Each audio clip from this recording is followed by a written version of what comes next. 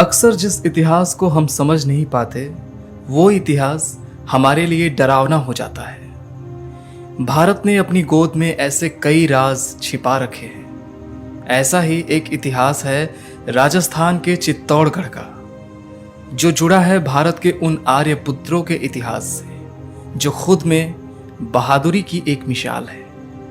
हम बात कर रहे हैं शूरवीर राजपूतों की और राजपूती महिलाओं की।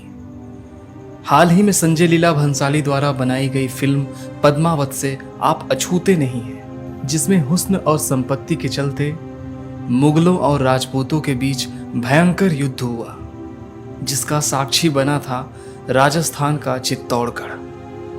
माना जाता है उस समय दिल्ली की मुगल गद्दी पर अलाउद्दीन खिलजी का राज था, जिसकी बुरी नज़र चित्तौड़ की महारानी पद्मावती पर थी, जिसके चलते अलाउद्दीन ने चित्तौड़ पर हमला कर दिया। इस युद्ध में अलाउद्दीन जीतने के बावजूद भी हार गया था, क्योंकि महारानी पद्मावती को पाने की लालसा उसकी अधूरी रह गई थी।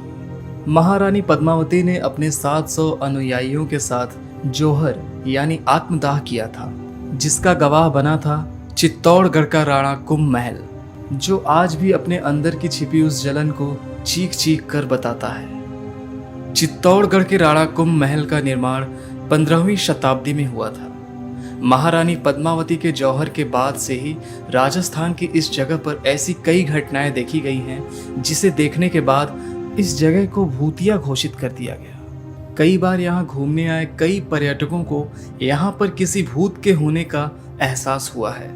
ऐसा माना जाता है कि ये उन्हीं 700 महिलाओं की आत्माएं हैं। इस किले के पास एक मंदिर भी है जो भगवान शिव को समर्पित है। इस किले के डरावने होने को लेकर एक वाकया बहुत ही प्रचलित है।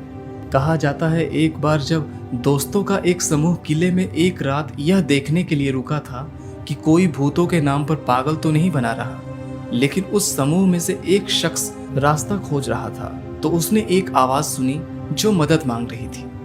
लेकिन जब उसने घबराकर पीछे मुड़कर देखा तो उसे एक महिला नजर आई, जिसका चेहरा जला हुआ था, जिसको देखकर वो बुरी तरह से डर गया।